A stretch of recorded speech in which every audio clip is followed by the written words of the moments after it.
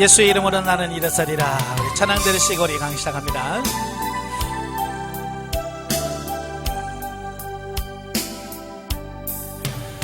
예수의 이름으로 나는 일어서리라.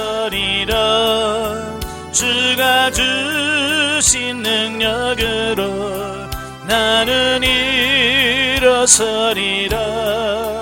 원수가 날 향해 와도 쓰러지지 않으리. 주가 주신 능력으로, 주가 주신 능력으로, 주가 주신 능력으로 일어서리. 아멘. 기도하겠습니다. 은혜로우신 아버지, 오늘도 귀한 시간 허락해 주시고 영성과 영적 치유에 대한 책을 마무리하게 하셔서 감사합니다. 오늘도 마지막 나눌 때 성령께서 우리 지각을 열으셔서 알게 하시고 생각나게 하시고 깨닫게 하옵소서. 시종을 맡겨오며 예수님의 이름으로 감사하며 기도합나이다. 아멘. 예, 우리 영성과 영적 치유 마지막 시간인데요. 143페이지 143페이지 보시면 6장이 나옵니다. 큰 변화.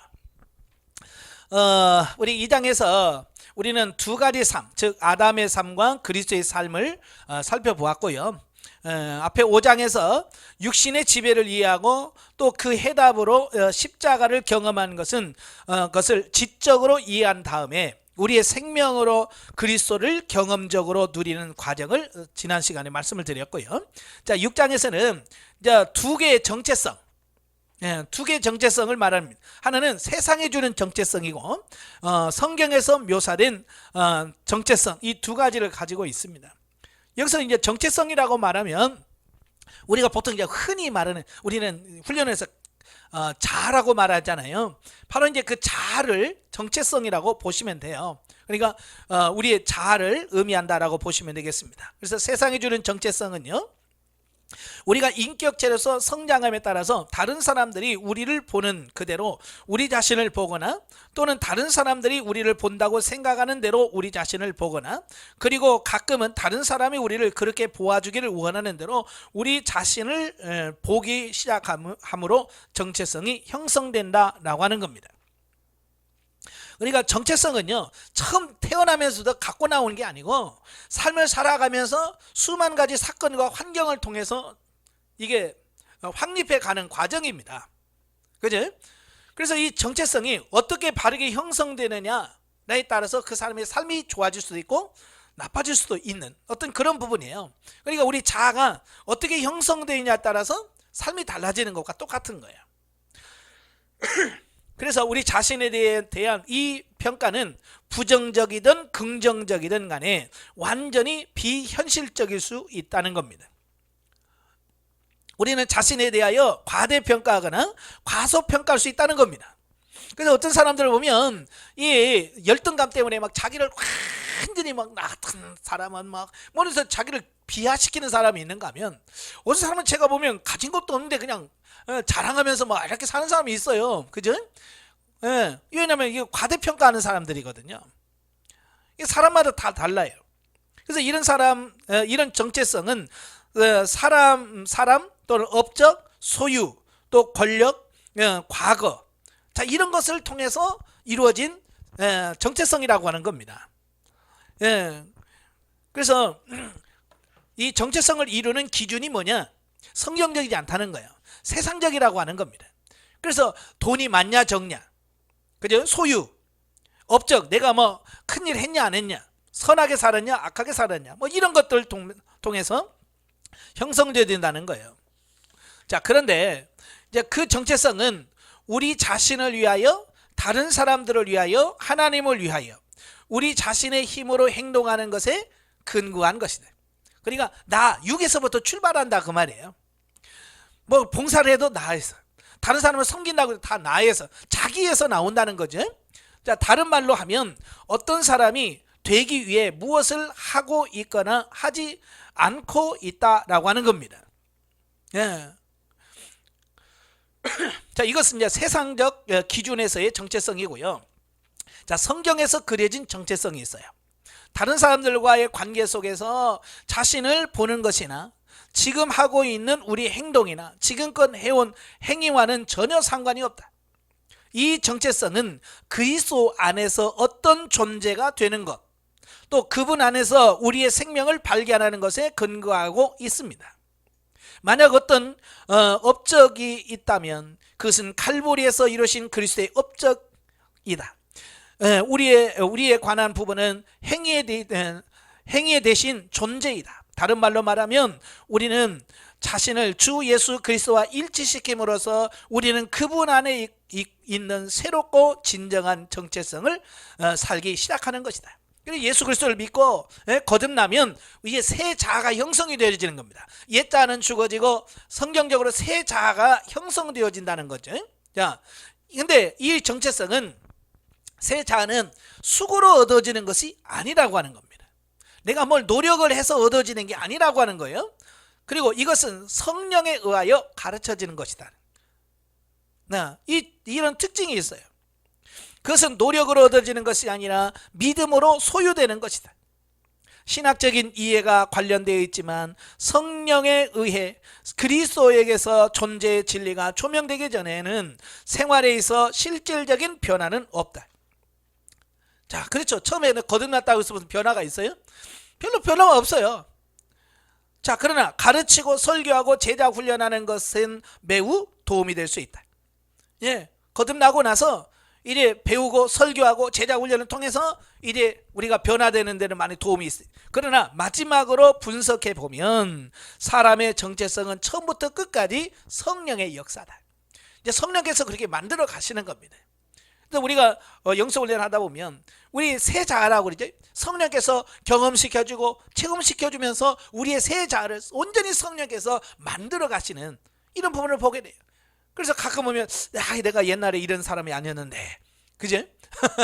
원래 어떤 사건을 경험해서 내가 옛날엔 안 그랬는데 왜? 성령을 통해서 이제 새로워진 자기 자신의 모습을 보기 때문에 그런 거거든요.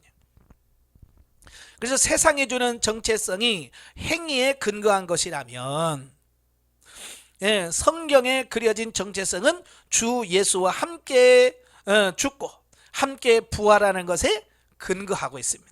그래서 예수 그리스도와 함께 죽고 예수 그리스도와 부활하는 것을 통해서 이루어지는 겁니다.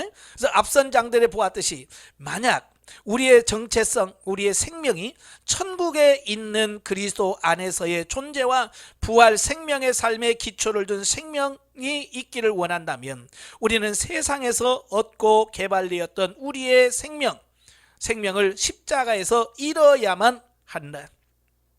예, 그래서 마태복음 10장 24절에 뭐라고 써요? 아무든지 나를 따르고는 자기를 부인하고 그랬잖아요. 예, 자기를 부인한다. 예, 그리고 십자가를 져야 된다. 여기서 자기는 뭐요? 옛자. 예, 옛자를 그걸 처리를 하셔야 된다라고 하는 겁니다. 그게 옛자가 처리가 되어진 만큼 새 자가 형성이 되어지는 이 부분을 보죠. 그러나 문제는 이제 신자들은 나면서부터 십자가에서 죽기 위해 줄을 서기를 싫어한다는 겁니다. 여러분, 죽어야 되는데 이 사람들은요 나면서부터 죽는 걸 싫어한다는 거예요. 여러분, 죽기 좋아하는 사람 있어요, 없어요? 없어요. 다들 말로는 빨리 죽어야 될 텐데, 그렇지만 막상 죽으라고 그러면 싫어요. 예, 죽기 좋아하는 사람 아무도 없어. 그러니까 우리가 예수를 믿고 거듭났다고 해도 변화가 없는 이유는 내가 죽어야 변화가 되는데 안 죽어. 십자가에 죽음이라는 게 없습니다. 자, 그것보다는 그리스도 안에서 우리의 정체성에 대한 지적 이해를 얻어 십자가의 고통을 통하지 않고 그것을 실현해 보려고 노력하는 것이 더욱 그럴듯해 보인다.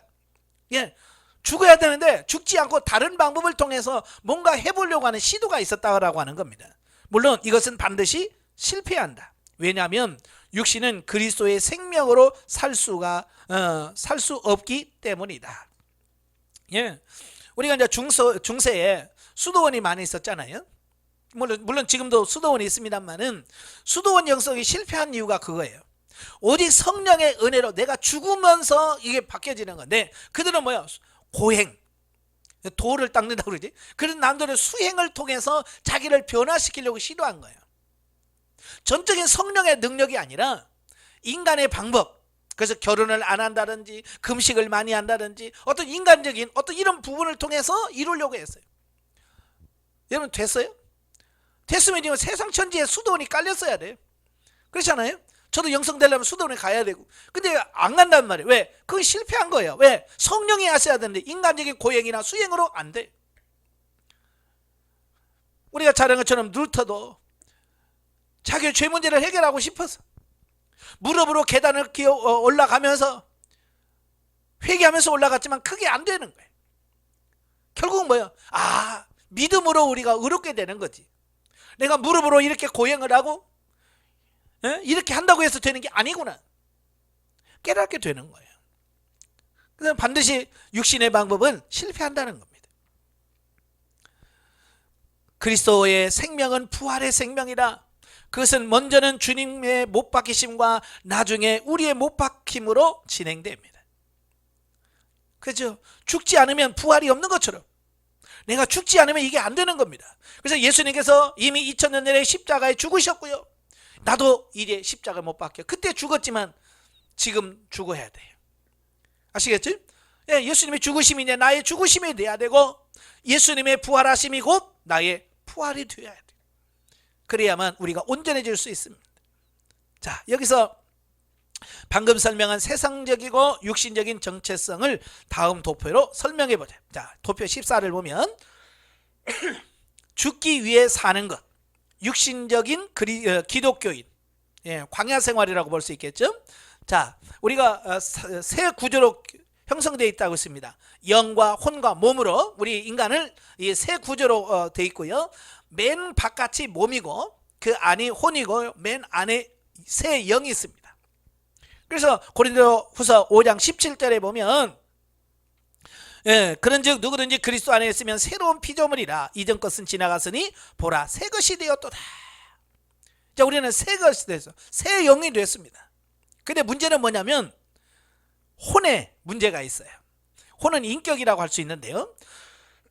마음은 속은 자, 의지는 자유하나 죄에 굴복하는 자, 감정은 안정이나 동요하는 자. 자, 이 혼이 변화가 안 된 거예요. 혼이 새로워지지 않았어요. 그러니까 거듭나고 중생은 했지만 여전히 뭐예요? 믿지 않은 사람들과 똑같이 생각을 하고 우리의 마음, 감정, 의지가 새로워지지 않은 상태를 여기서 가르치고 있습니다. 자, 그래서 이 그림은 좀 더 일반적이지만 이라는 전만 죄하고는 2장에 있는 자아중심적인 삶과 유사하다라고 하는 겁니다. 예수 믿고 거듭났지만 여전히 자아중심적 그리스도인이에요. 그러니까 자아중심적으로 사는 삶이나 육신적으로 사는 사람이나 다를 바가 없어요. 똑같아. 예수님 믿고 중생을 해도 육신 중심의 삶을 사는 성도들은요 불신자와 다를 게 별로 없어요. 자, 먼저 도표에서 정신적인 어려움을 가지고 있지 않은 사람들은, 일반 사는 사람들은 이 도표와 더욱 쉽게 일치합니다. 그래서 심리적으로 잘 적응된 사람일지라도 영적으로 패배 속에 살 수도 있습니다. 자신의 힘으로 크리스찬의 삶을 살기를 시도하는 자는 육신이 성령과 갈등하기 때문에 실패합니다. 그래서 이런 삶은 결국은 육신의 결과를 가져오는 겁니다. 그래서 갈라디아서 5장 16, 17절에 보면 성령의 소욕은 우리를 성령으로 따르게 하고 육신의 소욕은 자꾸 육신으로 따라 살도록 하고 우리 안에 막 이런 갈등들이 있잖아요. 이런 그런 갈등 속에서 우리가 어떻게 해요? 육신의 소욕을 쳐서 성령을 따라 사는 삶으로 가야 되는데 많은 사람들 가려고를 안 해. 그냥 편하게 육신을 따라 산단 말이에요. 그러니까 결국 뭐예요? 육신의 열매를 맺을 수밖에 없다. 그러나 아래 도표 보면 2장에서는 그리스도 중심의 삶을 보여주는 도표와 유사하다. 신자의 영 안에 내주하시는 성령의 인격을 지배하고 행위를 다스려 성령의 열매를 맺는 것을 볼 수 있다. 이 도표는 행하기 위한 존재의 정체성이라고 말할 수 있다. 자, 영적 그리스도인의 모습이에요. 똑같죠. 근데 뭐가 달라요? 혼이 다르죠. 혼이 뭐예요? 마음은 앞에 육신적인 사람은 마음이 속은 자예요. 근데 여기는 새롭게 됐단 말이에요. 마음이 새로워져. 그 다음에 감정은 동요했지만 이제는 절제가 됩니다. 의지는 자유 하나 죄에 굴복하여 앉았지만 이제는 의지가 하나님께 굴복하게 돼. 같은 사람인데 이렇게 마음이 새로워지고 감정이 절제가 되고 의지가 하나님께 굴복하게 되어지는 이런 삶으로 바뀌어지게 돼 있습니다. 그러니까 이제 서서히 뭐요? 변화된 삶이 나오게 되어지는 거예요. 자, 147페이지에 보면 처음에는 중생이 사람이 중생을 경험하고 그리스도에 인해 삶을 살기 시작하거나 시도하는 것을 볼 수 있다. 성령에 의해 깊이 다루어진 사람은 그리스도의 삶을 즉각적으로 살기 시작합니다. A와 B가 동시에 일어납니다. 자, 모든 사람이 예수 그리스도 거듭날 때 그 위에 도표 16장에 보면 A, B가 있죠. 십자가를 통해서 거듭나고 중생을 합니다. 이건 누구나 다 똑같아. 예수 믿으면 성령에 의해서 거듭나고 중생한단 말이에요. 자, 그것은 도표 16 상단에 놓아 두게 한다. 그러한 신자는 그리스도와 함께 죽고 함께 사는 것을 이해하고 경험하여 그리스도 안에 있는 자원을 가지고 사는 삶을 의미하고 있습니다. 때로는 가난의 삶을 알려주고 있습니다. 자, 그러나 대부분의 사람들은요 하단을 따를 것이다. 그러니까 도표 16에 보면 A, B가 있고요, 그 위에 그리스도 안에서 진정한 정체성을 이해하는 데 도달한다. 그러니까 두 종류란 말이에요. 예수 믿고 거듭났지만 바로 정체성을 바로 깨달아지고 바르게 알고 가는 사람들은 영적 정체성으로 회복돼 위로 가는 선이고요, 그 다음에 잘못된 정체성을 확인하는 데 도달한다. 이건 잘못된 자아 형성된 사람들은 밑으로 내려가는, 자, 이런 두 갈래 길이 있다는 겁니다.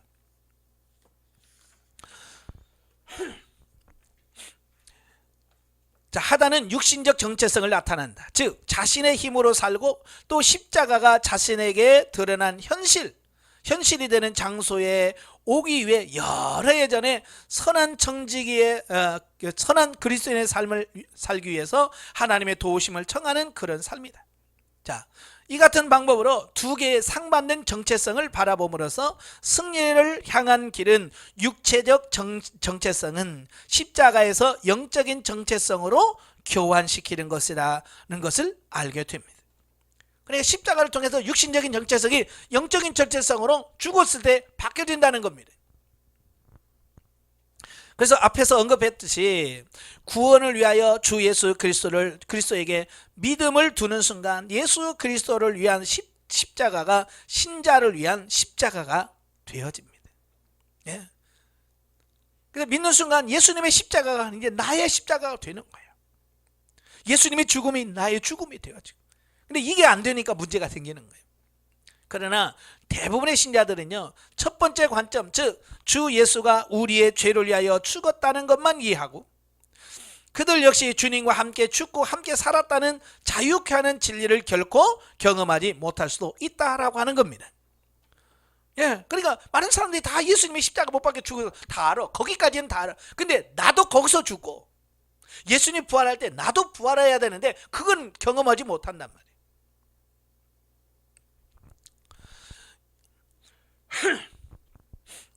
그러니까 예수를 믿어도 별로 변화가 없는 거죠. 죽어야 되는데. 자, 2장에서 도표 9는 신자가 구원을 받거나 중생하는 순간 어떻게 주 예수와 하나 되는가를 보여주고 있다. 그러나 신자는 이 지구상에 있는 동안에 하나됨의 결과를 결코 누리지 못할는지도 모른다. 대부분이 이 하나됨을 경험하지 못하고 삶을 마무리할 수도 있다는 겁니다. 이 십자가를 누림은 구원의 경우와 마찬가지로 믿음의 행위이다. 잃어버린 자가 구원주의 필요를 알기 전에 자신이 죄인이라는 것을 반드시 인식하고 인정해야 하는 것처럼 마찬가지로 육신을 따라 사는 그리스도인이 하단도 하나 되는 것에 대한 큰 필요를 느껴야 합니다. 그래서 필요를 느껴야 내가 육신적 정체성으로 살고 있구나, 영의 정체성으로 바꿔야 되는구나, 필요성이 있어야 바꿀 수 있는 거예요. 많은 사람들이 필요성을 못 느낀단 말이에요. 그지? 기도의 필요성 못 느껴. 그러니까 안 하는 거예요. 성령은 죄인을 자신의 죄된 상태를 확인하는 장소로까지 몰고 옵니다. 자기 중심자, 육신을 따라 사는 자는 자신의 육신 또는 자신의 힘으로 사는 것이 절망적인 상태라는 것을 반드시 깨달아야 합니다. 예, 육신으로 사는 그 삶의 결과가 어떤지를 알아야 돼요. 사도 바울도 말해서 너희가 육신해져서 육신대로 살면 반드시 죽으려니와. 사도 바울은요, 육신으로 삶의 결과가 죽음이라는 걸 깨달았고요, 그걸 성도들에게 계속해서 말씀해 주는 겁니다. 근데 대부분의 성도는 이걸 몰라요. 그냥 문제가 없고 편하면 다 잘 된다고 생각하는 거예요. 문제가 없다고 생각하는 겁니다. 이게 문제거든요. 육신으로는요, 아무리 잘 돼도 죽는 거예요. 부서짐은 이런 자각의 핵심적인 부분이며 고통은 핵심적 요소이다. 예. 그래서 하나님께서 그걸 깨달지 못하니까 하나님께서 그런 고통 속에 우리를 집어넣어서 저 밑바닥을 치게 하시는 겁니다. 그때서야 내가 문제가 있구나, 그걸 깨닫는 거예요. 잘 되면 이거 전혀 못 깨닫습니다. 십자가가 드러난 실제가 되어가면서 죽음이 치료된다는 것은 정말 놀라운 일이다. 자, 이것이 하나님이 우리를 변화시키는 방법인 거예요. 자, 변화의 때 자중심이 그리스도 중심으로 바뀌는 순간에는 보통 누림 또는 포기의 기도를 하게 됩니다. 예, 그때에는 성령께서 생명을 통제하신다. 다른 때에는 성령께서 전능하신 일을 행하시며 기도는 찬양과 기쁨의 형태로 드려진다라는 겁니다. 자, 여기서 십자가를 누리거나 자아를 포기하는 기도, 우리가 이제 상담을 하다 보면 가나안 1-10 할 때 요단강을 건너게 돼요. 요단강을 건널 때 하나님께서 우리에게 포기의 기도를 하게 하셔. 내가 그리스도와 함께 십자가에 못 박혔나니 그런 적 이전은 내가 큰 것이 아니요 오직 내 안에 그리스도 계신 것이다. 나는 없고 오직 예수 그리스도로 산다. 나는 죽었다 라고 선포하는 게 요단강을 건너는 장면이거든요. 예, 바로 그때에 철저하게 나를 죽어지고 나를 처리하고 십자가에서 나를 처리한다면 뭐예요?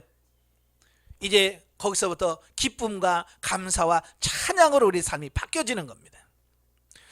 근데 많은 사람들이 거기서도 포기하고 내려놓으려고 안 해요. 끝까지 쥐고 막 하려고 하니까 막 힘든 거예요. 하나님은 내려놔. 그런데 우리는 아닙니다. 그래서 계속 쥐고 있어요. 얼마나 힘들 거예요. 그래? 옛날 부흥 강사님이 그런 얘기 하더라고요. 옛날 6.25 때 미군 장교가 집차를 타고 이렇게 가는데 어떤 할머니가 큰 짐을 지고 이고 머리에 이고 막 가시더라는 거야. 그래서 자기 어머니가 생각이 나서 미군 장교가 차에 타시라고, 그래서 집차 뒤에다가 이 할머니를 태웠대.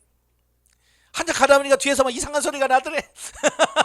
그래서 이렇게 봤더니 할머니가 차에 탄 상태로 이 무거운 짐을 머리에 이고 있더라는 거야. 그 막 집차가 막 흔들리니까 얼마나 이게 힘들겠어요. 그래서 막 낑낑대면서 미고 있는 거야. 그냥 내려놓으라고. 할머니 내려놔도 된다고. 그러니까 그 할머니가 뭐라고 그래? 나 차 탄 것만도 미안한데 여기다 짐까지 어떻게 내려놓냐고. 그래서 그걸 계속 이고 있었다잖아요. 네? 오늘 이제 우리가 그런 거예요. 예수님이 이제 다 내려놔, 십자가 내려놔. 근데 우리는 뭐요? 이거 나 구원받은 것도 감사한데 뭐 이런 것까지도 주님에게 맡길 수 있습니까? 내가 짓고 있을게요 라고 누리지 못한다는 거예요. 내려놓으셔야 돼. 그러니까 내려놓음에 따라서 누려짐이 달라지는 겁니다. 자, 도표의 여정을 본다면 성령에 의해서 A에서 P로 인도됩니다. 예, 그러니까 앞에 그림을 보면 A가 뭐예요? 이제 거듭나고 중생하잖아요. 예? 중생에서 시작을 해서 끝에 가면 성령 안에서 걸어감. B, 오른쪽 끝에. 자, 성령 안에서 걸어가는 이 상태가 되어야 돼요. 그러니까 훈련을 통해서 하나님께서 우리를 그렇게 만들어 가시는 겁니다. 그 길을 따라가면 성령이 인정하시는 믿음의 행위 안에서 하나가 다른 것으로 바꿔지도록 두 정체성에 더욱 초점이 맞추어집니다. 물론 두 점 사이에는 가장 짧은 거리는 직선거리다. 그러나 육신 그 자체는 육신과 성령의 실제 삶에 만드는 갈등에 따라 여러 변수가 있다. 마지막에 접근할수록 때로는 어떤 이는 삶을 포기하는 정도까지 아주 강도 높은 갈등이 자주 있다. 예. 왜? 성령께서는 영의 정체성은 내려놓으라고 하고 육신의 정체성은 못 내려놓겠다고. 그래서 이 갈등이 굉장히 심하잖아요. 그죠? 그래서 많은 분들이 이 갈등 때문에 결국은 뭐예요? 영성도 포기하는 분도 많아요. 도대체 못 해먹겠다. 왜? 내 마음대로 되는 게 없고, 예? 왜 더 안 되느냐? 예, 왜 더 안 되느냐? 그러면서 포기한다는 말이에요. 물론 여기서 정확히 일어나고 있는 것은 5장에서 설명한 대로 우리가 알고 있듯이 생명을 얻기 위해 생명을 잃는 것 같은 느낌 가운데 일어나고 있다. 예. 그러니까 하나님의 본심은 우리를 죽는 게 아니에요. 죽고 끝나는 게 아니라 죽으면 부활하는 게. 그러니까 하나님께서는 죽어야 부활하기 때문에 우리 죽으라고 하는 거지. 그냥 너 죽어 끝 그게 아니란 말이에요. 죽어야 사는 역사가 있기 때문에 나를 살리려고 하니까 어때요? 죽이는 과정이 필수적이란 그 말이에요. 그래서 하나님께서 우리가 그렇게 싫다고 그래도 우리를 죽음의 자리로 끌어가는 이유가 뭐예요? 그래야 내가 사니까. 죽음 부활의 진행이 믿음의 행위 안에서 정점에 이르게 되면 다른 진행이 시작이 됩니다. 이 진행 직전에 신자를 십자가의 경험으로 데려가기 위해 육신의 힘을 빼앗아 버리는 부정적인 의미의 성화가 나타날 수도 있다라는 겁니다. 이게 무슨 말이에요? 내가 변화되어 가는 쪽에 더 안 좋아지는 것 같은 느낌을 받을 수 있다는 겁니다. 저도 이제 훈련 받으면서 제일 고민했던 게 이런 거예요. 아니 영성 훈련 받으면 잘 돼야 되는데 왜 더 안 되냐 이거예요. 그러니까 성질 안 났던 사람이 성질 내고 화냈던 사람이 화를 내게 되고, 왜? 내 속에 있는 것들을 막 성령께서 확 뒤집어 놓으니까, 그게 막 혈기가 막 올라오게 되어지는 거야. 그러니까 옛날보다도 더 심해지는 느낌을 받게 돼요. 이게 부정적 성화라고 말하거든요. 부정적 의미의 성화가 일어나는 거야. 분명히 되긴 되는데 이렇게 잘 안 되고, 자 그럴 수 있어요. 저도 이제 상담을 하다 보면 그래요. 목사님 예전보다 더 나빠진 것 같아요. 그래서 옛날에는 부부싸움 안 했는데 요즘 부부싸움 해요. 그런 사람도 있어요. 예, 올라오면서 하나님께 처리하는 과정에서 그럴 수 있습니다. 제가 그러죠. 잘하고 있습니다. 정상적인 거예요. 그런 과정을 거치면서 죽어야 돼요. 예. 그 다음에 긍정적인 의미의 성화가 나타난. 이게 부정적인 의미에서 성화가 안 되는 게 있어야 돼. 죽는 과정이 있어야 그 다음에 긍정적인 성화, 변화됨이 나타나는 겁니다. 그 안에서 성령 안에서 걸어야 하는 법을 배우거나 그리스도와 함께 거하기를 시작하는 것이다. 예, 그래서 예수 그리스도와 죽는 과정이 있어야 이제 예수 그리스도와 함께 사는 어떤 이런 부분이 시작됩니다. 이것은 평생도록 걸리는 과정이다. 이게 그냥 한 몇 개월 만에 이루어지거나 그냥 순식간에 이루어지면 얼마나 좋겠어요. 그래서 제가 영성훈련은 졸업이 없다. 그래 왜 그 말합니까? 바로 이건 평생 가면서 이건 변화되어져 가는 과정을 계속해서 거쳐가야 되기 때문에 그렇습니다. 때때로 육신은 다시 지배권을 주장합니다. 이게 문제예요. 육신이 완전히 포기하는 것이 아니라 다시 또 자기 지배권을 주장을 합니다. 예, 그래서 다시 육신으로 돌아가려고 시도하는 이런 부분을 보게 되는 거예요. 그러니까요, 육이 막 죽어지다가도 어느 순간에 가면 이게 뭐야? 그럼 나는 뭐가 되지? 왜? 다 죽어가니까 옛날에 막 그 자아를 위해서 막 그걸 이루기 위해서 막 꿈을 가지고 했는데 이제 그걸 하나씩 내려놓으니까 이건 뭐야? 그럼 나는 뭐가 되는 거야? 자, 그렇게 되는 거예요. 네? 그래서 죽어야 됩니다. 그럼 왜 죽어야 되냐고 내가 따지게 되고 그렇게 되어지는 거예요. 이것은 패배를 말하며 나는 이것을 퇴보라고 부르려고 합니다. 그러니까 다시 육신으로 돌아가려고 하는 것은 퇴보하는 거다.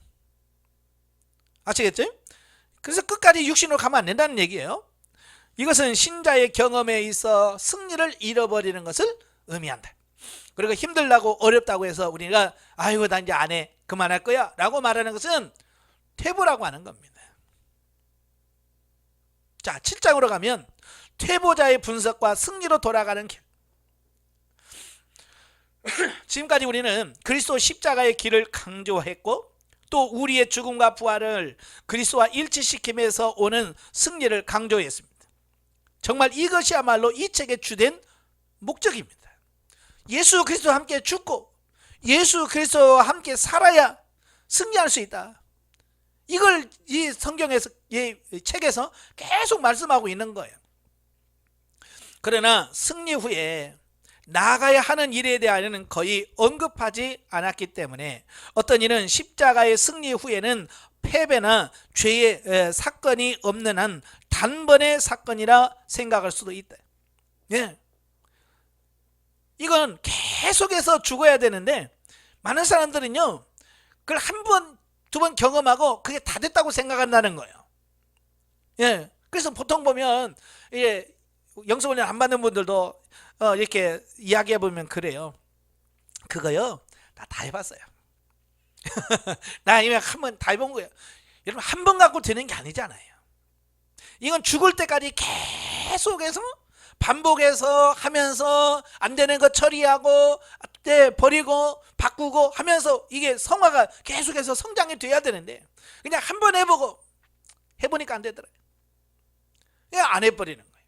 그러니까 변화가 나타나지 않는 어떤 이런 부분을 보는 거죠. 그래서 지금까지는 승리를 다시 쟁취하거나 유지하는 것에 대하여는 상대적으로 강조하지 않았다. 확신하건대 때때로 승리를 잃어버리게 될 것이다. 그러므로 우리가 여기서 승리의 상실과 재탈환 그리고 유지의 과정을 논하는 것이 매우 중요하겠다. 그러니까 우리의 삶에서 매번 승리만 하면 얼마나 좋겠어요. 근데 물론 승리도 맛을 보지만 실패도 경험하게 된다라고 하는 겁니다. 그래야 여기서는 뭐야? 그 실패를 경험하고 낮아질 때, 안 될 때, 퇴보한다고 느낄 때 어떻게 해야 되느냐? 자, 이걸 얘기하고 있는 거예요. 자, 5장에서 도표 130페이지를 보면 선이 있어요. 도표 선이 이렇게 올라가면서 이렇게 굴곡이 있죠? 되다 안 되다 되다 안 되다 이런 굴곡이 있습니다. 바로 이제 그걸 말하는 겁니다. 그러니까 이건 신자의 삶에 있어서 십자가의 누림에 일어난 후 나타나는 언덕과 골짜기를 보여주고 있습니다. 그래서 올라갈 때는 승리하는 거고 내려갈 때는 뭐요? 패배를 경험하는 이런 거죠. 그래서 승리를 상징하는 정상에서 십자가가 있는 바로 직후에 패배를 상징하는 골짜기가 따라옵니다. 그래 우리가 예수 그리스도 믿고요 야 이제 승리하겠지라고 하는데 올라가지 않고 어때요? 내리막길을 걸어간다 그 말이에요. 이게 많은 분들이 신앙생활 처음 하면서 실망하는 이유가 왜 더 안 되지? 그런 거예요. 죽어짐의 과정에 우리 죽어짐의 과정에 대해서 누가 설교해야 안 해요? 안 해요. 일반적 교회에서 예수 믿고 복 받습니다. 네? 30배, 60배, 100배 창고에 쌓을 것이 없도록 맨날 그런 얘기만 하다 보니까 안 되니까 이거 뭐야? 뭐가 잘못된 거야? 내가 잘못된 거야? 교회가 잘못된 거야? 하나님이 잘못된 거야? 혼돈이 가는 거예요. 여러분 예수 그리스도를 믿으면 올라가지 않고 내려가는 과정을 먼저 거친다는 거예요. 다른 말로 말하면 즉 자아의 삶 또는 육신을 따라 사는 삶으로 되돌아간다는 의미다. 예, 그래서 가나안 1-10 요단강 사건 이후에 경험되어지는 많은 상황이 이래요. 그래서 이스라엘 백성도 그래요. 홍해를 건너서 광야에 왔어요. 광야에 왔는데 이스라엘 백성들이 끊임없이 모세에게 요구했던 게 뭐예요? 다시 애굽으로 돌아가자는 거예요. 먹을 것 없으면 애굽이 좋다. 애굽으로 돌아가자는 겁니다.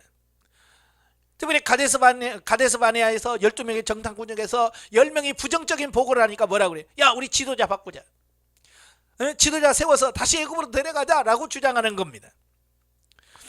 오늘도 영성훈련하면서 어렵고 힘들면 뭐야? 옛날이 좋았는데 그냥 내 방식대로 살 때가 좋았는데 그래서 그 방식대로 돌아가려고 하는 시도를 한다 그 말입니다. 근데 그걸 뭐예요? 퇴보라고 하는 거예요. 그 성장이 아니라 퇴보.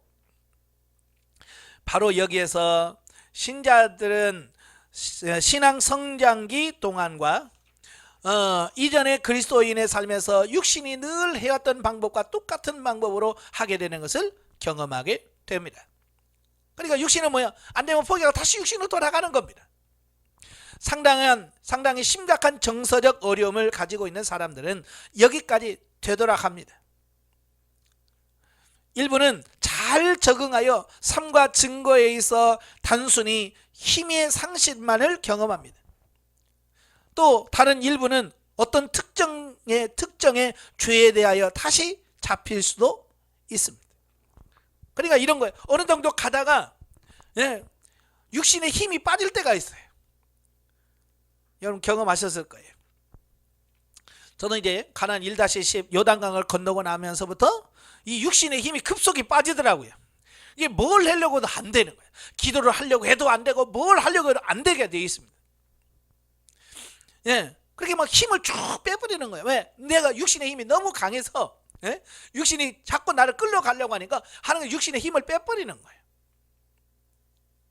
또 어떤 사람은 특정의 죄에 다시 잡히게 만듭니다. 그러니까 열심히 신앙생활 잘하다가 어느 날 갑자기 뭔가 하나에 꽂히게 돼요. 그래서 어떤 날은 막 TV만 잔뜩 막 TV만 계속 보는 사람이 있어요. 하루 종일.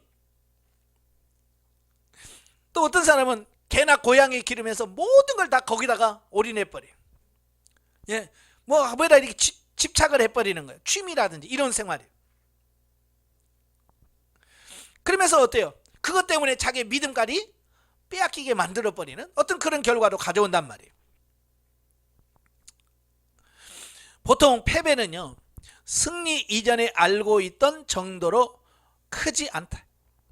그러나 어떤 사람들은 감정과 생각과 행동 패턴이 이전의 육신적인 삶과 비슷하게 후퇴합니다. 우리는 십자가가 신자의 삶에 현실화된 후에도 육신은 절대로 나아질 수 없다는 것을 반드시 염두에 두어야 합니다. 그러니까 영성을 잘 받다가도요, 다시 이렇게 내려가면 옛날 똑같아요. 옛날 육신으로 살았던 삶이나 뭐 별반 다를 게 없습니다. 그 단계까지 내려간다 그러면 밑바닥까지 내려가요.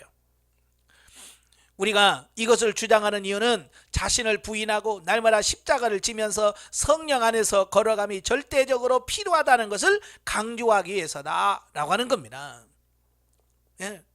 그러니까 한 번 죽었다고 끝이 아니라 우리는 계속해서 십자가에 죽어지고 부활하시는 것을 끊임없이 경험해야 된다라고 하는 겁니다.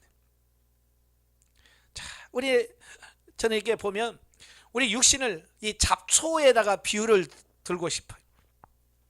저도 이제 시골에서 농사짓는 어머니 밑에서 자랐기 때문에 제일 싫은 게 뭐냐면 뜨거운 여름에 그 밥 매는 거 있잖아요. 콩밥 매는 거. 그냥 떼약 밑에서 이거 뭐 콩이 그렇게 크지 않잖아요. 그죠? 그러니까 그늘이 하나도 없는 거야. 고추를 따다 보면 고추가 클 때는 그 밑에 가서 이렇게 쉬기라도 하지만 이 콩밭은 요 무릎 밑에 있어서 그늘도 없어요. 그러면 이거 풀을 이렇게 탁 해서 뿌리까지 뽑아야 되는데 그 어렸을 때는 왜 또 그게 그렇게 싫은지 몰라요. 그렇죠? 그래서 빨리는 해야 되겠고 그냥 캐질 않고 딱딱 긁어버려. 막 긁어버려. 막 위에 막 긁으면 겉에서 보면 다 잡초 뽑아낸 것 같아. 근데 며칠 있으면 다시 또 나. 저희 어머니가 그러지. 왜 네가 하면 되는 이렇게 풀이 또 나냐? 저희 어머니는 뿌리까지 다 캐니까 어머니가 한 데는 뿌리까지 뽑으니까 풀이 잘 안 나. 근데 우리가 한 것은 뭐야? 위만 싹싹 뜯었기 때문에 뭐 며칠도 안 가요. 2, 3일은 다시 욱 올라와 버리는 거예요. 바로 죽어야 되는데 죽지 않으면 또 나오는 거예요. 우리는 죽음의 자리까지 안 가고 죽는 신용만 하는 거예요. 기절마다 다시 살아나. 그래서 계속 육신의 삶을 계속해서 살아가는 거예요. 죽어야 됩니다. 자, 아래로 내려가는 길. 자, 우리 모두는요 퇴보를 경험했기 때문에 이런 퇴보의 모양과 변수를 이해하는 것이 필요하다. 목적은 두 가지 측면이다. 첫째는 그것을 이해를 통하여 재발을 방지하고, 두 번째는 최소화하기 위한 것이다. 예, 한번 이렇게 해봐야 이렇게 또 오는구나. 그래서 재발을 방지하고, 또 하더라도 그 피해를 최소한으로 줄일 수 있는 그런 삶이 되는 거고요. 둘째는 그 퇴보들이 우리에게 온다면 어떻게 처리할 것인가를 알 필요가 있기 때문이라는 겁니다. 자, 퇴보의 과정을 묘사하는 데 있어서 날고 있는 비행기를 비유하면 도움이 될 것 같다. 자, 비행기에는 이 제어판이라고 하는 것을 가지고 있습니다. 우리 자동차에도 앞에 뭐 속도가 얼마고 엔진 그 RPM이 얼마 돌아고 이게 나오잖아요. 연료가 얼마인지 이제 그걸 보고 알 수 있잖아요.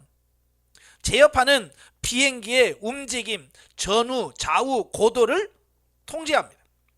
그래서 비행기를 똑바로 나르게 하는 것이 중요하다. 그러나 충분한 힘이 없으면 수직 수평으로 날아가는 동안 땅에 충돌할 수 있습니다. 자, 이런 거예요.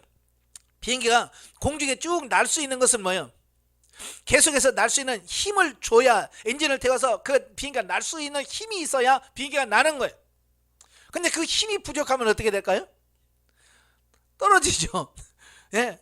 그 날 수 있는 그 양력, 그 힘을 발휘할 부족하면 떨어지게 돼 있습니다. 이건 뭘 말합니까? 오늘 우리도 마찬가지예요. 성령 충만해서 늘 성령 충만해서 이 떨어지지 않도록 해야 돼요. 근데 우리는 뭐예요? 기도를 끊임없이 하는 게 아니라, 제가 금불 떼는 식으로 한다고 그랬잖아요. 한번 확 떼고 식으면 또 확 떼고 이제 이런 식이란 말이에요. 계속해서 충전시키는 게 아니라 확 한 번씩 하고 확 하고 이런 스타일이다 보니까 가끔은 그게 충전하고 가고 충전하고 하고 이게 맞으면 괜찮은데 이게 안 맞을 때가 있단 말이에요. 그럴 때 이게 떨어진단 말이에요. 자, 비행기에는 그 고도계라는 장비가 있습니다.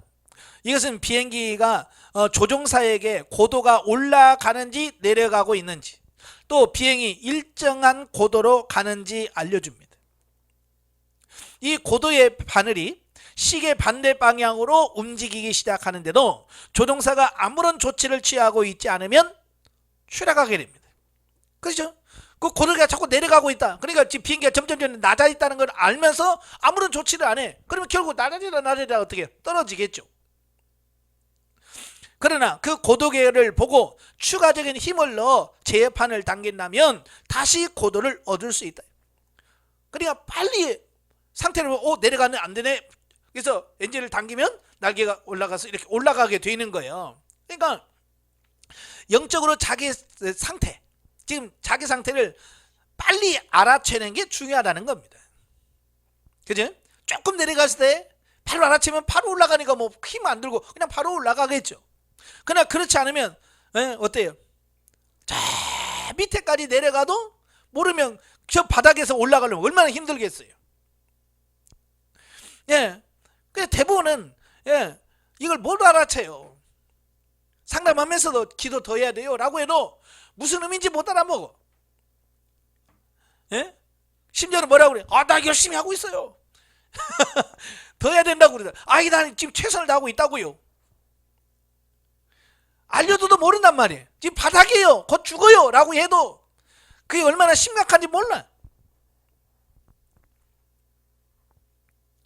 분명한 것은 그가 그의 고도 상실을 빠르게 감지하고 수정할수록 그의 고도는 적게 이를 것이다. 그러나 그는 내 혼자 힘으로 이것을 하기를 원해 라고 결정할 수도 있다. 이 경우 그는 제어판을 당겨 비행기의 앞에 위로 향하게 할 수 있지만 추가적인 힘을 주어 당기지 않으면 비행기는 정지할 것이고 하늘에서 떨어질 것이다 라는 겁니다.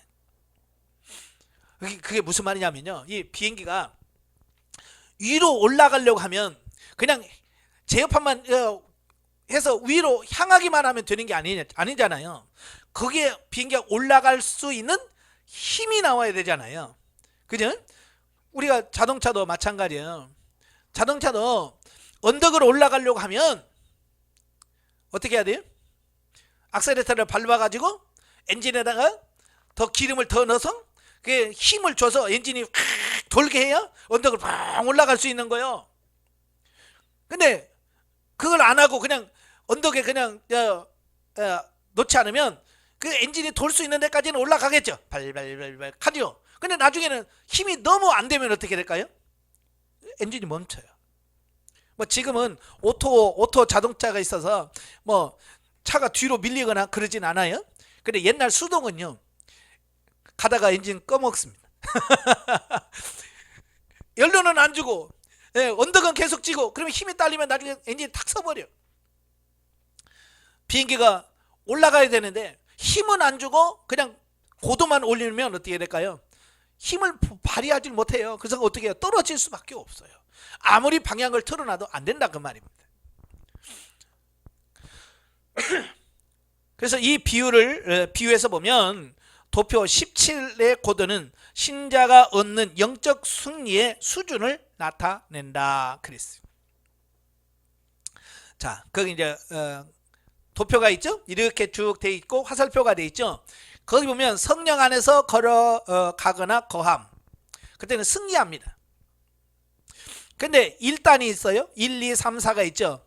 1은 계속 잘 가고 있는 상태입니다. 그래서 그 상태 유지하면 돼요.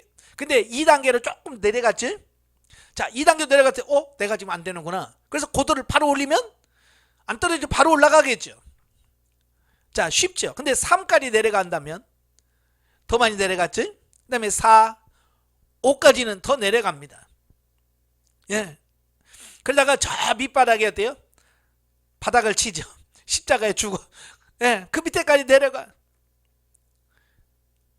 자, 그 부분을 얘기하는데요. 자, 5장의 결밑 부분 도표 13을 참조해 보면 그 십자가의 실제가 된 후 고도는 처음으로 정상적에 이를 것이다. 처음에 예수 믿고 정상적인 것을 가고 있는데 성령에 의하여 주어진 고도 또는 승리의 수준은 어떤 기간 일정하게 머무를 수 있지만 그 다음에는 내려가기 시작한다. 이제 사람마다 좀 다르겠지만 항상 꼭 꾸준히 가는 것이 아니라 가다 보면 내려간단 말이에요. 내려가. 그러나 이때 신자는 그의 머리를 구름 가운데 두고 천국에 앉혀지기 때문에 영적 흥분 상태, 즉 충돌과 하대를 경고해주는 영적 고독의 도움을 받지 못하고 있다. 신자는 처음으로 승리의 경험에 사로잡혀 있어서 세상과 육신과 마귀의 장차 올 위험을 전혀 모를 수 있다. 그러니까 초신자들 처음에 막 신자 돼서 그냥 막 열심히 살 때는 흥분이 되잖아요. 그죠? 막 은사 경험하고 막 이런 거 경험하면 흥분이 돼요. 그래서 떨어져도 떨어지는 줄을 몰라요. 자, 그걸 얘기하고 있습니다. 그 결과 나중에는 항상 현실이 그랬듯이 놀랍고 슬픈 얼굴로 땅으로 돌아옵니다. 이것이 진행 과정에 일어나는 것을 경고받지 않았다면 그는 사람들에게 동정이나 구하는 사람이 되어 당분간 육신의 삶으로 되돌아가게 될 것이다. 그러니까 이런 것을 제대로 가르쳐주지 않으면 그들이 땅에 내려갔을 때 다시 옛날로 해보니까 소용없더라. 뭐 교회 가서 기도도 해봤는데 다 소용없고 봉사도 해봤는데 다 그렇더라. 그런 사람 많잖아요. 그지? 만약 이런 일이 일어난다면 이전처럼 다시 한번 예수님을 위하여 죽음, 십자가에 인도되어 우리가 죽을 육신에 나타날 예수의 생명에 의하여 다시 한번 승리를 발견하는 것이 필요하다. 그때 다시 죽어서 십자가에 죽어서 다시 살아나는 역사가 있어야 돼요. 부활의 역사가 일어나야 승리할 수 있다는 겁니다.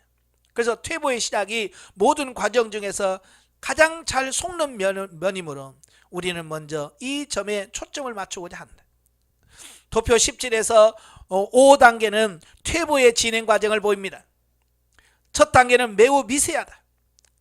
첫 단계가 미세할수록 그것을 발견하기 위해 매우 민감한 영적 고도계를 가져야 한다는 겁니다.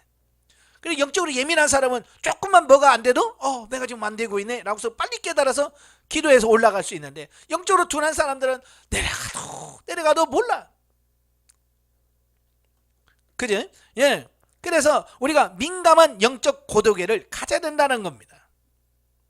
만약 그렇지 못하게 되면 한 단계가 다른 단계로 연결되어 우리가 어떻게 그곳에 도달했는지 전혀 알 수 없는 육신의 방황 속에 들어가 버립니다. 예. 점차적으로 또는 갑작스럽게 육신의 낮은 단계로 내려가면서 우리에게 다가올 문제를 경고하기 위하여 임의적으로 5개 표지판을 만들어 보았다. 그러나 우리는 무모한 승리에 맞추게 되어서 십자가 후에 영적인 혼돈 상태로 들어갈 수 있다는 겁니다. 어떤 사람은 십자가 전에 이 일이 일어나지만 흔히 일어날 수 있는 일의 표지판을 읽어감에 따라 당신 삶의 어느 곳에서 교만은 패망의 선봉이요 거만한 마음은 넘어짐의 앞잡이니라와 같은 그런 진행이 시작됐는지 성령의 인도 아래 건전한 자기 성찰을 할 수 있을 것이다. 예? 영적 교만이 들어가게 되면 그때부터 실패합니다. 그래서 영적으로 교만하지 않고요 늘 겸손하셔야 돼요. 예. 그리고 영적으로 깨어 있어야 돼요. 깨어 있기만 하면 금방 알아채는데 영적으로 깨어 있지 못한 사람들은요 그걸 못 알아먹어요. 자, 보통 전형적인 예로 샵 1은 보통 사람들의 경우를 얘기하는데요. 이런 사람들은 부정적인 생각들과 같이 간단한 것으로 하고 여기에다 샵 2는 걱정이라 불리는 괴물로 들 수 있다. 걱정을 하고 난 후에 당분간 성령의 방해 없는 어떤 좌절과 당신 손으로 하는 의사결정이 있을 수 있다는 겁니다. 이것이 발생할 때 당신은 이미 다시 바닥을 친 것이 된다. 그러니까요 보통의 경우 보면 갑자기 부정적인 생각들이 많이 들어오고 그 다음에 걱정이 들어오고 좌절을 겪게 되고 예, 그 다음에 의사결정을 내가 하고 성령님께 의탁하지 않고요. 자, 이렇게 되면 금방 우리는 바닥을 치게 된다라는 겁니다. 아시겠죠? 이것은 상당히 단순해 보이지만 당신 자신이 모든 것을 결정하기 때문에 어디서 출발했는지 내려갔는지를 알아보는 것은 그리 큰일이 아니다. 과거에 늘 그렇게 해왔기 때문에 당신은 다시 한 차례 그것에 들어갈 것이며 곧 당신은 육신적 삶의 패턴이 다시 한번 더 지배적이 된 것을 깨닫게 될 것이다. 그래서 아이고 내가 또 다시 내 마음대로 살았구나 육신대로 살았구나 라고 인식하게 된다는 거죠. 자, 다음 패턴이 있어요. 이건 정신적으로 약간 이상 있는 사람들. 네. 자, 만약 어떤 사람이 육신의 특정한 행동에 중독이 되어 있다면 적지는 않으나 처음에는 분별하기 어려운 행동 패턴을 생각해 보라. 네, 첫 번째로 무심한 자에게는 사소하게 보일지 모르지만 심각한 거부가 있을 수 있다. 그 다음이 좌절로 이어지는 자기 가치의 상실일 수도 있다. 이 좌절이 풀리지 않으면 적대감으로 나타납니다. 이 적대감이 내재되면 여러 가지 우울증 증상이 일어납니다. 그 결과는 심각한 위기입니다. 또 다른 충돌이다. 어떤 사람은 우울증을 건너뛰어서 다른 사람에게 자신의 적대감을 말 또는 행동 또는 말과 행동 모두를 나타냄으로써 충돌합니다. 그러니까 정신적으로 이상이 있으신 분들, 그들이 좌절하고 그래서 좌절이 계속되면 그게 적대감으로 나타납니다. 적대감으로 나타나다가 결국 뭐예요? 우울증에 빠져요. 그 우울한 감정에서 더 나가면 어떻게 해요? 이제는 적대감이 말이나 행동으로 나오게 된다라고 하는 겁니다. 그래서 가끔 요즘 뭐 묻지마 폭행이라고 하는 말이 나오잖아요. 그래서 왜 그러냐? 성질나서. 그 사람하고 잘못한 거 없잖아요. 괜히 다른 데 가서 뺨 맞고 여기 가서 막 푸는 거예요. 바로 이제 그런 부분들이 바로 정신적인 이상이 있는 사람들이 하는 행동이다라는 겁니다. 또 사람의 수만큼 육신의 재확증 패턴은 다양하다. 사람마다 다 달라요. 상담회다 보면요, 물론 비슷한 사람은 조금 있긴 하지만 다 사람마다 달라. 어떤 사람의 경우는 다른 사람의 경우보다 그 연쇄 반응을 알아내기 힘들지만 그 패턴은 항상 발전하고 있다는 것을 알아야 한다. 중요한 것은 당신 자신의 독특한 연쇄 반응을 이해하는 것이 당신의 영적 여정에서 진보 또는 퇴보를 평가할 수 있는 영적 고도계라는 것이다. 예? 그러니까 자기 자신에게 나타나는 여러 현상들이 있어요. 이걸 정확하게 인식하고 가는 사람이 중요한 거예요. 제가 예전에 기도 인도하면서 그런 얘기를 했어요. 우리도 계기판에 보면 연료가 얼마 있는지, 또 핸드폰에 보면 배터리가 얼마나 있는지 이게 딱 나오잖아요. 그죠? 한 칸, 두 칸, 세 칸 이렇게 나와 있고 몇 프로 이렇게 나와 있잖아요. 자, 그런 것처럼 우리도 이 영적 계기가 있으면 좋겠다. 그렇죠? 딱 해서 내가 오늘 지금 성령 50%네. 나 지금 90%네. 뭐 이런 걸 좀 알 수 있는 어떤 그런 자기 그런 게 있으면 참 좋겠다. 그죠? 그거 좀 개발해 봐요. 시계줄을 차고 있으면 성령 몇 프로인지 이걸 딱 알 수 있으면 좋을 텐데, 사실은 그거 자기 나름대로 하나님께서 다 주셨거든요. 자기만이 알 수 있는 이런 부분이 있습니다. 저도 그래요. 기도하다 보면 어느 날은 기도했는데도 불구하고요, 뭐라고 하니, 이 말이 좀 거칠게 나올 때가 있어요. 그죠?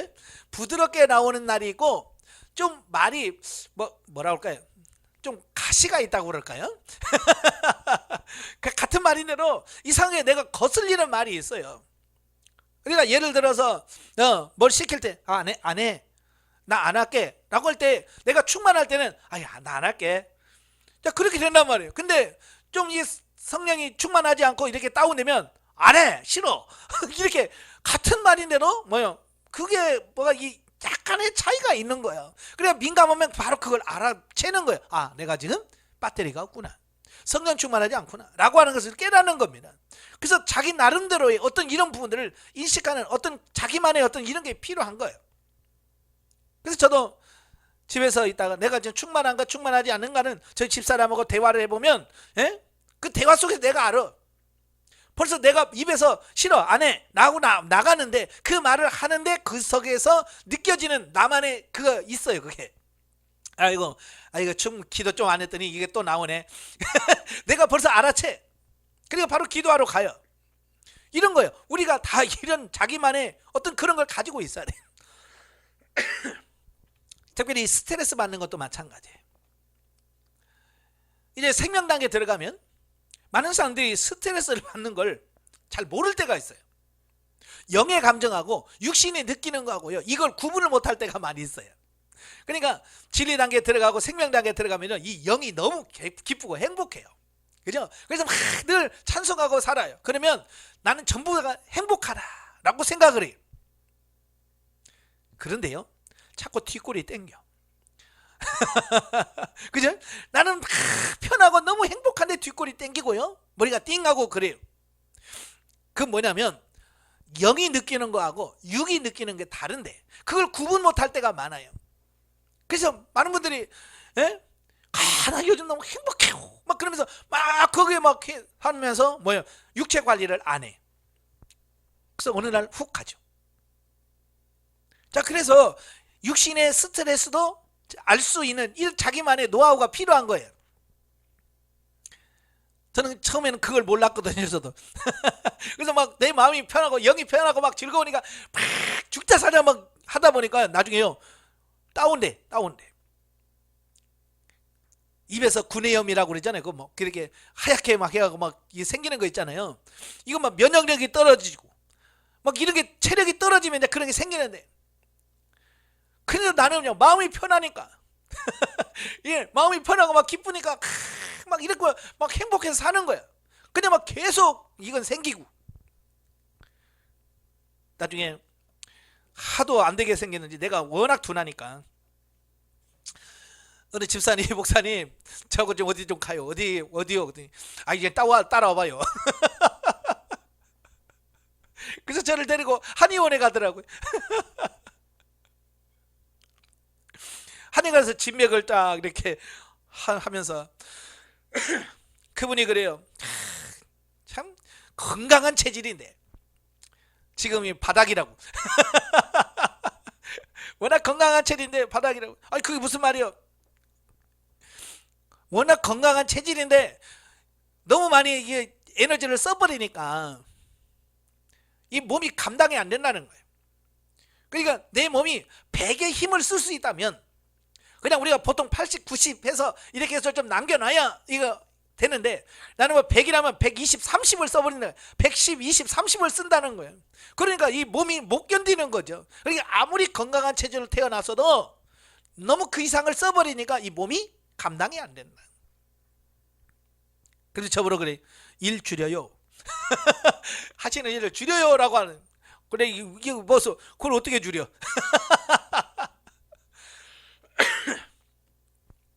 참 저도 그런 실패하는 것들을 많이 경험했어요. 예. 그래서 지금은 이제 육신적인 어떤 스트레스도 이제 대충 짐작이 됩니다. 예, 감이 와요. 그래서 이때는 좀 한숨 자야 되는구나. 이때는 이 정도 되면 한숨 자서 좀 육체 좀 쉬어야 되는구나. 이제 이게 감이 오는 거예요.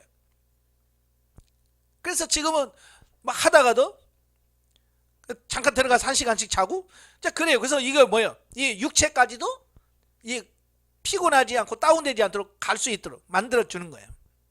그게 이제 지금까지 오면서 여러 가지 경험하면서 얻은 나만의 노하우죠. 여러분도 다 그런 게 필요한 거예요. 그게 없으면 몸이 바닥 나는데도 불구하고 계속 하는 거예요. 옛날 생각하면 옛날에는 말이야. 그러면서 그러다가 어느 날 훅 가죠. 그래서 이것도 잘 아셔야 돼요. 자, 이 고독에는 몇 가지 면에서 경고가 있을 수 있다. 비록 영적인 고도가 상승하고 있다 하더라도 많은 위험을 있을 수 있다. 많은 분들이 성령 충만했다고 하면서도 위험성이 존재하고 있는 거예요. 승리 가운데 있을 때 주님을 위하여 앞장서서 최전선으로 나아갈 수도 있다. 최전선에 있을 때 우리 영혼이 원수 마귀로부터 직접 공격을 받을 수도 있다. 마귀의 괴계를 무시하여 당하는 어려움이 육신의 미세한 공격을 무시하여 속임을 당하는 것만큼이나 파괴적일 수 있다. 영적인 상승기에도 여러분 마귀가 예수님을 언제 시험했어요? 40일 금식기도 하고 어찌보면 영적으로 최고조, 그죠? 40일 금식기도 했으니까 영적으로 보면 최고로를 갖고 있을 때 마귀가 시험한 거예요. 오늘 우리도 마찬가지예요. 내가 꼭 힘을 빠져서 뭐 할 수 없을 때 마귀가 시험하는 게 아니라 정말로 내가 최고조 왔을 때 그때 마귀를 시험할 수 있다는 거예요. 다른 한편으로 승리에 있어서 감정 부분이 매우 새롭고 흥분되기 때문에 사람들은 영적이 아니라 육신적인 궤도 위에 자신의 감정을 두게 될 수도 있다. 이런 점에서 본다면 상승도 퇴보만큼이나 속을 수 있다는 겁니다. 그러니까 자기 자신에게 속으면 안 된다는 얘기예요. 상승은 퇴보만큼 급작스럽지 않기 때문에 도표상에 그리지 않았다. 내려감은 올라감보다 더 일반적인데 우리는 퇴보를 빨리 진단할수록 영적 고도의 손실이 적다는 것을 알 수 있다. 그렇죠? 아까 그래프에서 1에서 그냥 가면 돼요. 2하면 조금 내려갔다 바로 올라가, 3 내려가면 한참 내려갔다 가고, 5면 저 내려갔다가 올라가. 그러니까 빨리 깨달으면 깨달을수록 빨리 갈 수 있다는 겁니다. 성령 안에서 행하는 것을 배우는 여정의 초반기에는 자신의 영적 고도를 잃고 있다는 것을 깨닫기 전에 이미 퇴보 가운데 있는 경우가 허다하다. 그러니까 내가 좀 안 되고 있네 라고 했을 때는 이미 상당히 내려가서 상당히 내려가 있는 상태를 그때서 알게 된다 그 말입니다. 특히 신자가 처음 승리를 경험하기 전에 성인기를 잘 지낸 경우에는 자신이 여태껏 해온 방법대로 상황 전환을 시도하는 것이야말로 신자의 두 번째 천성이다. 그러니까 이런 거예요. 다시 내가 안 되네 라고 했을 때 옛날 방식으로 또 똑같이 한다 그 말이에요. 그 옛날에는 어떻게 했어요? 금식기도 하고 기도원에 가서 며칠 동안 하고 그러잖아요. 그죠? 옛날 방식 그대로 방법을 또 써요. 근데 그게 그것도 육신이라고 하는 거예요. 보통 사람들은 다 그래요. 예, 좀 내가 요즘에 좀 충만하지 않아? 라고 하면 옛날 방식 그대로 쓰는 겁니다. 어떤 사람은 봉사를 더 열심히 합니다. 그래서 봉사 한 가지 했던 거 두 가지 늘리고, 어떤 봉사로서 뭔가 회복하려고 하는 사람이 있는가 하면 어떤 사람은 금식기도 하고, 어떤 사람은 상담을 하고, 어떤 사람은 또 예언기도 받는다고 막 가서 예언기도 받고, 뭐 이런 사람들이 많이 있어요. 근데 이것도 다 육신이라는 거예요. 자, 빈번하게 신자가 승리를 잃고 나면 다시는 얻을 수 없다고 생각하거나 주님과 함께 경험한 경험이 비현실적이거나 잘못되어 있다고 생각하기 때문에 거의 절망적일 수도 있다라고 하는 겁니다. 적지 않은 사람들은 다시 한번 더 패배를 당하는 것이 불가능하다고 생각하므로 다시 패배에 당하면 완전히 혼동에 빠지게 됩니다. 첫 번째 퇴보에 들거나 15번째 들거나 50번째라도 다시 되돌아가 당신의 발자취를 따라보고 내려막길에 들어갔다면 첫 번째 사건이 무엇인지 알아보라. 성령님께 부탁하여 이 독특한 퇴보의 연쇄 반응이 무엇인지를 알게 해달라고 요청해봐라. 네. 그러니까 자기가 내려갔을 때 이게 원인이 뭔지, 내가 왜 퇴보되는지 그 원인을 정확하게 인식을 하고 아는 게 중요하다라는 사실이에요. 우리가 육신이 아플 때도요, 제일 중요한 게 뭐냐면 왜 아픈지를 아는 게 제일 중요해요. 참 아픈데 원인을 모를 때 정말 힘들어요. 그죠? 병원에 가서 아이고 아파요. 근데 의사가 글쎄 원인을 모르겠네. 그러면 이게 뭐 처방전도 안 되고 아무것도 안 돼요. 예. 우리 영적으로도 마찬가지예요. 그 원인을 분명하게 알아야 돼. 바른 진단이 필요한 거예요. 그래서 빨리 이게 뭔지, 성령님 이게 뭡니까? 라고 빨리빨리 진단해서 성령님께 물어서 성령께서 조명해 주심으로 통해서 이걸 분별해 가는 게 중요한 거예요. 그렇게 하면 당신에게 전형적인 패턴에 대하여 증거를 얻을 수 있을 것이다. 예. 몇 번을 하다 보면 내가 이럴 때 빠지더라. 이렇게 하니까 회복되더라. 몇 번 경험하다 보면 그게들이 다 알아지게 된다고 말이에요. 그리고 나서 당신이 교정 행동을 취하지 못했다 하더라도 그런 것들로 충돌 상황이 임박함을 경고하는 척신호로 사용될 수 있는 겁니다. 그러니까 빨리빨리 알아챌 수 있는 그런 삶이 된다는 겁니다. 비행기 비유에서처럼 영적 고도를 유지하기 원한다면 계기판인 십자가를 붙들고 힘, 즉 성령의 권능을 더할 수 있다. 분명히 이것을 일찍이 하면 할수록 고도를 적게 잃게 될 것이다. 초기의 영적 하강을 다룬다면 전문가들은 그것을 알겠지만 바닥에 가서는 그것을 하려고 기다리면 초심자라도 알게 될 것이다. 예. 그러니까 영적으로 성장한 사람들은 조금만 내려가도 알아. 근데 이 영적인 초신자들은 어디에 가서 알아요? 바닥에 부딪혀봐야 여기가 바닥이구나. 꽝 부딪히고 나서야 아는 거예요. 이미 늦는 거예요. 충돌하든지 혹은 영적인 고도에 주의하여 초기의 하강을 다루든지 답은 동일하다. 그러나 우리 중 많은 사람들은 계기판을 자신의 힘으로 잡고 기계적으로 그 과정을 지나간다. 만약 그렇게 한다면 육신이 우리의 고도를 회복할 수 없도록 한다는 사실을 깨닫게 됩니다. 반대로 하더라도 상반된 결과만을 가져온다. 우리는 실패하고 또 다시 떨어진다. 우리가 승리를 발견하는 것은 성령의 권능 안에서만이다. 예, 우리 힘으로 안 돼요. 성령으로만 가능하다 그 말입니다. 우리가 승리의 길을 얻고 유지하는 것은 성령 안에서뿐이다. 여기서 우리가 말할 수 있다. 성령을 쫓아 행하라. 그리하면 육체의 욕심을 이루지 아니하리라. 자, 떨어진다면 이제 올라가야 되겠죠. 계속 떨어지고 끝나면 안 되잖아요. 올라가야 됩니다. 자, 어떻게 올라가는가? 158페이지 퇴보로부터 해방되는 방법을 설명하기 위하여 제2장의 도표 77페이지 구로 돌아가서 구속의 두 가지 진리, 즉 십자가와 그리스도의 보혈을 살펴보자. 어떤 점에서 이 둘은 분리할 수가 없다. 왜냐하면 이것은 둘 다 동시에 일어난 일이고 갈보리에 완성된 사역의 결정적인 일이기 때문이다. 그러나 성경은 우리의 받은 축복의 일부를 십자가에 또 다른 축복을 보혈에 돌린다. 나 자신을 경험에 의하여 보혈은 우리가 하는 일에 관한 것을 다루고 십자가는 우리의 인격을 다룬다. 이것이 사실일진데 나는 다음 귀절에 읽을 때 나의 삶과 목회에서 그리스도의 피의 사역에 많은 강조점을 두지 않았다는 것을 깨닫게 된다. 하물며 하나님의 아들을 밟고 자기를 거룩하게 한 언약의 피를 부정한 것으로 여기고 은혜의 성령을 욕되게 하는 자의 당연히 받을 형벌이 얼마나 더 중요하겠느냐 너희는 생각해라 그랬죠. 히브리서 10장 29절. 내가 그것을 읽은 다음에 히브리서 8장에서 10장까지 자세히 공부하기 시작했다. 나의 연구가 끝나지 않았지만 몇 가지 진리가 나타났고 우리가 어떻게 승리를 유지하고 퇴보에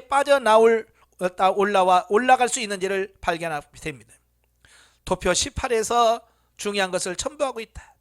오른쪽 부분이 이 땅에 있는 우리가 그리스도 안에서 하늘의 안침으로 하나님께로 연합하게 한다.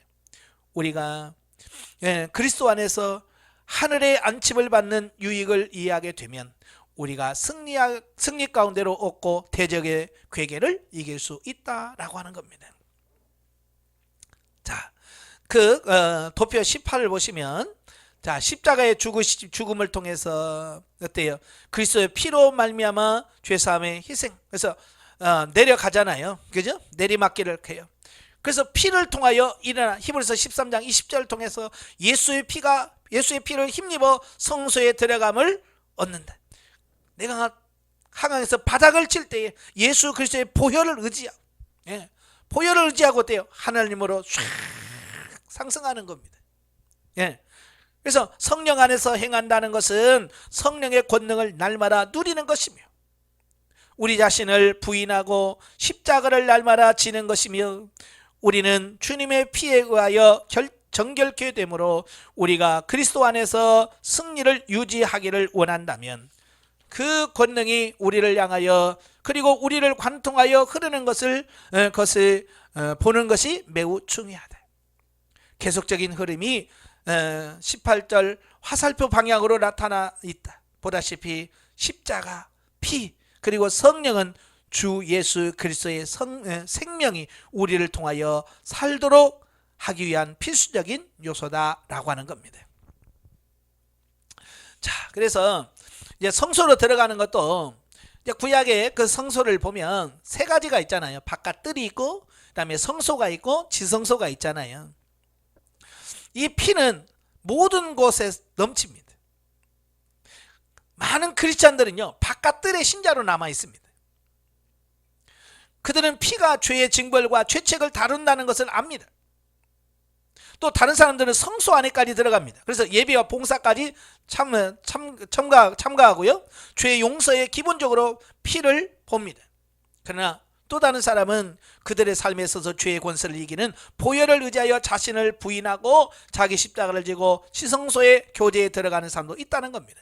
그러니까 성도 각자의 수준이 이렇게 다 다르더라. 그래서 뜰에 머무는 사람, 성소까지 들어간 사람, 지성소에까지 들어간 사람들이 있더라는 겁니다. 그래서 우리는 지성소까지 들어가는 그런 삶이 되어야 된다라고 말씀해주고 있습니다. 어때요? 여러분 지성소에 들어갑니까? 예, 지성소에 들어갈 수 있어야 돼. 근데 지성소는 누구만 들어가냐? 산자는 못 들어갑니다. 죽어서만 들어갈 수 있는 장소가 지성소예요. 그래서 열심히 죽으셔야 됩니다. 네, 그 쭉 읽어보시고요. 164페이지 밑에서 두 번째 줄 보시면 믿음으로 십자가의 완성된 사역과 그리고 성령의 현재적 사역과 그리스도의 피 안에 거주함으로 인해 우리는 많은 열매를 거둘 수 있는 타고난 권리를 가진다. 퇴보는 왔다가 간다. 그러나 피는 그리스도가 완성된 모든 일로 인하여 모든 영광이 하나님께 드려질 때까지 결코 정결케 하고 회복하는 힘을 잃지 않는다. 그래서 여러분들 예수 그리스도의 열수 그리스도와 함께 십자가 못 박혀 죽으시고 다시 부활하시는 그 예수님의 부활이 내 부활이 되는 그런 삶까지 우리가 가셔서 날마다 승리하는 우리의 삶이 되시기를 바랍니다. 예, 기도하겠습니다. 은혜로우신 아버지 감사합니다. 오늘도 귀한 말씀을 들었습니다. 하나님, 정말로 죽지 아니하면 부활의 능력이 없습니다. 예수와 함께 죽고 예수와 함께 사는 역사가 있게 하여 주시고, 날마다 영적으로 충만해서 내려가지 않고 올라가는 신앙이 될 수 있도록 도와주시옵소서. 예수님의 이름으로 감사하며 기도합나이다. 아멘. 하나님께 드립니다.